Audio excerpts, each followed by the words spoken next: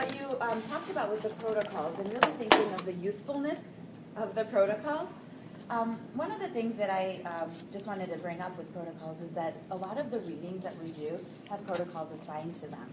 And at first it always seems kind of like, why do I have to wait and just listen and then respond? And so protocols have a lot of different times that they can be used, but I think with readings especially and conversations, they're really helpful because they set those norms.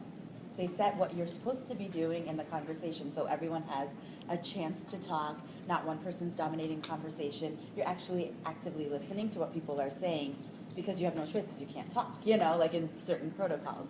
So this brings us to our conversation around group norms. And we talk about them all the time in meetings.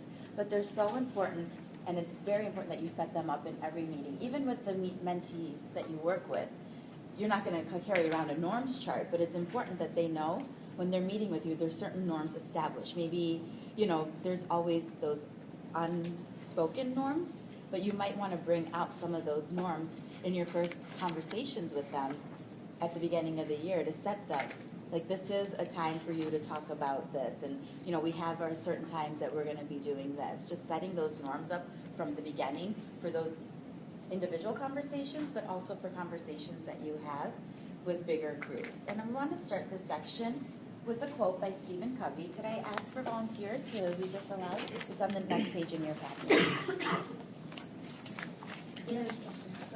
In a very real sense, there is no such thing as organizational behavior.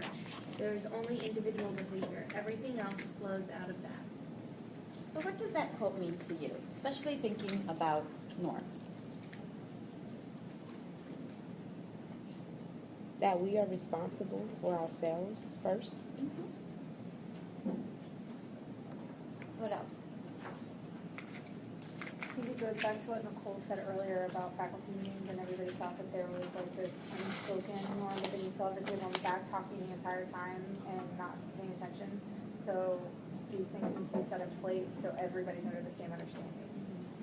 And that each individual has to buy into it in order for the whole group to work as one cohesive unit.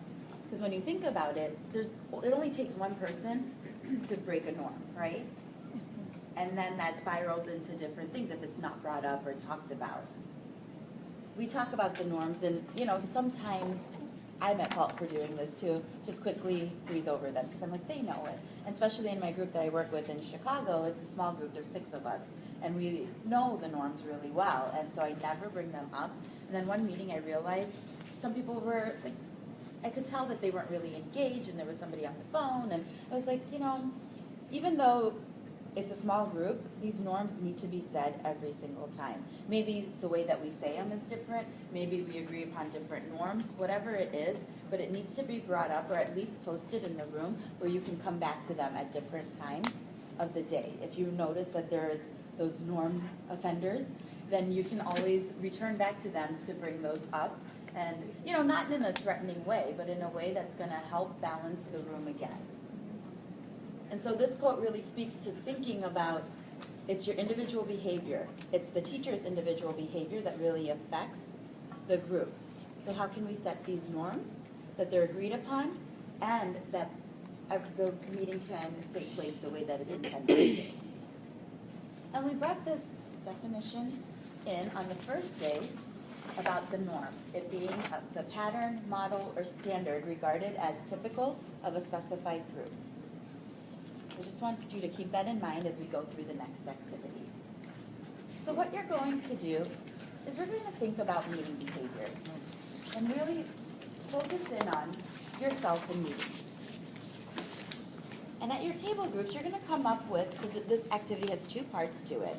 The first part, at your table groups, you're going to come up with a response to the following prompts. It really does not work for me in a meeting when. So when do you find yourself disengaging? When do you find yourself zoning out? What's going on that makes you do that? So at your table groups, I want you to talk through this and come up with some examples. Okay? Just set the timer for about 3 minutes to give you an opportunity to surface some of these.